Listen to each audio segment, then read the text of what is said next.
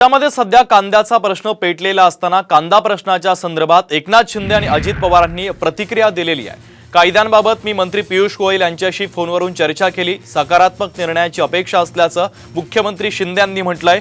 तर कांद्याच्या संदर्भात अमित शहांना दिल्लीमध्ये भेटणार असल्याची माहिती उपमुख्यमंत्री अजित पवार यांनी दिलेली आहे। दरम्यान या प्रश्नावर चर्चा करण्यासाठी राज्याचे दोन्ही उपमुख्यमंत्री दिल्लीला जाणार असल्याचं कळतंय। तर केंद्र सरकारनं कांदा निर्यात बंदीचा निर्णय घेतलेला आहे।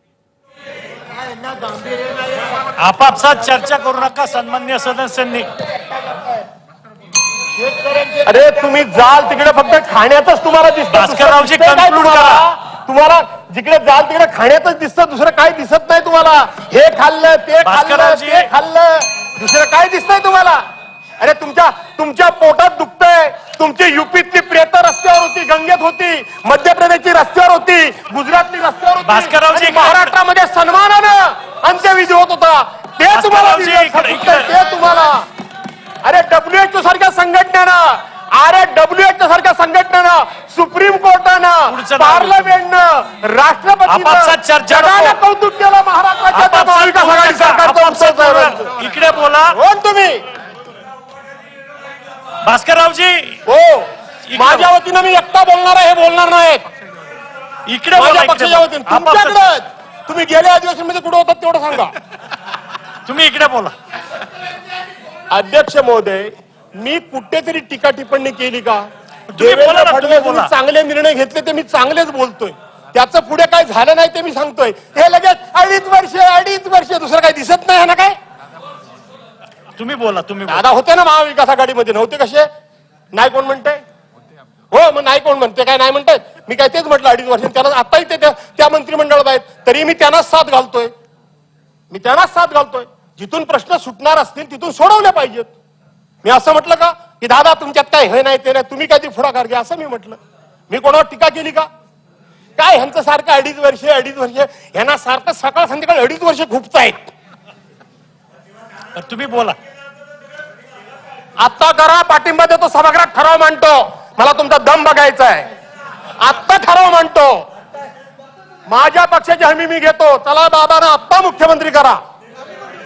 काय तुम्ही? अरे काय, एक लक्षात घ्या, ज्याच्या बरोबर मैत्री कराल त्याचं वाटोळं लावाल, हे सांगून ठेवतो मी तुम्हाला। आता काही विषयावर बोला। हा चेतनदा, तुम्ही तिकडे जाऊ नका, इकडेच राहा। विषयावर बोला। अध्यक्ष महोदय नाही गेले, आणि मग अध्यक्ष महोदय जाऊ दे हा विषय। तर शेवटी ही जी नैसर्गिक संकट आहेत, या नैसर्गिक संकटाला तोंड देण्याकरता म्हणून आजची जी अद्ययावत टेक्नॉलॉजी आहे त्याचा आपण अभ्यास करून काही ना काहीतरी उपचार केले पाहिजेत। अध्यक्ष महोदय, कोकणामध्ये आज जर तुम्ही बघितलं तर वाहतुकीचं साधन नाही, अजिबात साधन नाही। काही 4-2 खासगी आता बंदर तयार झालेली आहेत, JSW सारखा असेल, त्या ठिकाणी आताचा RGPPL सारखा असेल, अशी काही बंदरं झालेली आहेत।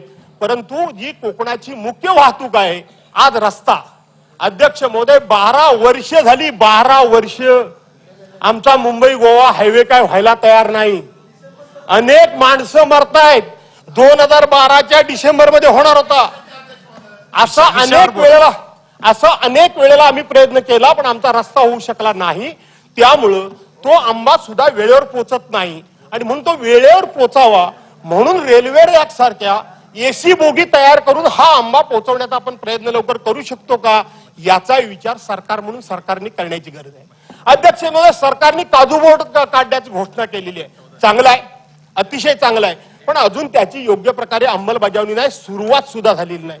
सरकारनं त्या काजू बोर्डावर प्रक्रिया झाल्यामुळं जो मध्यार्क तयार होतो, ज्याला गोव्यामध्ये फेणी म्हणतात, त्या मी काढायला त्याला काही चालना देत नाही, पण त्याच्यावरची एक्साईज ड्युटी माफ करण्याचा निर्णय आपण घेतला होता, आठवतं का तुम्हाला? बघा, परंतु त्याही अजून प्रकारला काही जास्त चालना मिळाली नाही।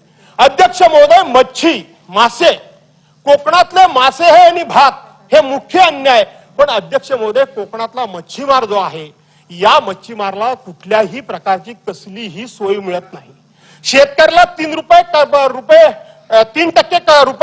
टक्क्यानं कर्ज मिळतं तिथं, परंतु मच्छीला कुठल्याही प्रकारचं त्या ठिकाणी धोरण नाही मच्छीचं, आणि मच्छीला कोणता दर्जा नेमका द्यावा हे निश्चित झाल्यामुळं त्या मच्छीमारांना काही मदत करता येत नाही। सन्मान्य सुधीर भाऊंच्याकडे मी बसलो, त्यांना मी सांगितलं की एक मच्छीचं आपण धोरण तयार करूया।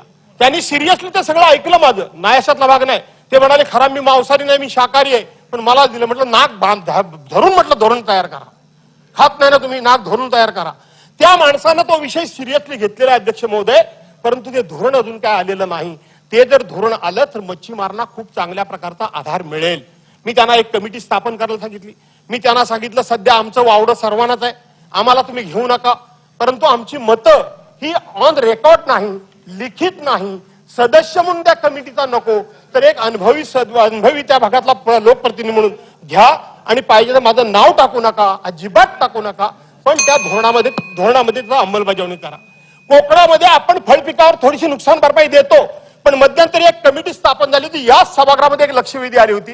तिथं येणारा जो फळझाडांना मोहर आहे, हा मोहर आता सगळे रानप्राणी सगळे खाऊन टाकतात.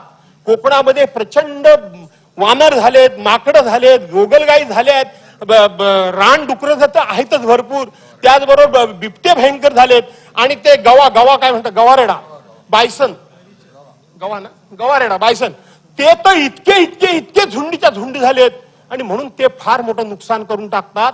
आणि म्हणून त्याच्या संदर्भात एक कमिटी आम्ही नेमली होती, म्हणजे माननीय सुधीर भाऊंनी ती कमिटी नेमली होती.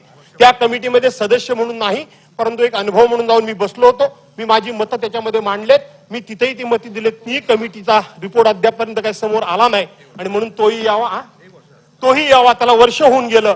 आणि म्हणून अध्यक्ष महोदय, या कोकणाच्या 3 गोष्टींकरता, एक शेती तर संपलीच कोकणातली, शेती आता फार कोण काही करायला तयारच नाही अजिबात. खरं सांगायला गेलं उगाच खोटं बोलण्यात काय अर्थ नाही. माझ्यासारखाच कोणतरी एका दुसरा वेळा शेती करतो. शेती पिकत नाही का? शेती चांगली पिकते. मी तर आमच्या संपूर्ण याच्यामध्ये एक पैशाचं धान्य विकत आणत नाही. आम्ही आमची आपली शेती करतो, खातो, पितो, व्यवस्थित सुखी समाधानी होतो. पण अध्यक्ष महोदय, 3 गोष्टी आहेत की ज्या कोकणाचं संपूर्णपणे अर्थकारण बदलून टाकतील, राज्याला आर्थिकदृष्ट्या मदत करू शकतील. अशा प्रकारची मासेमारी, त्या मासेमारांचे अनेक प्रश्न आहेत.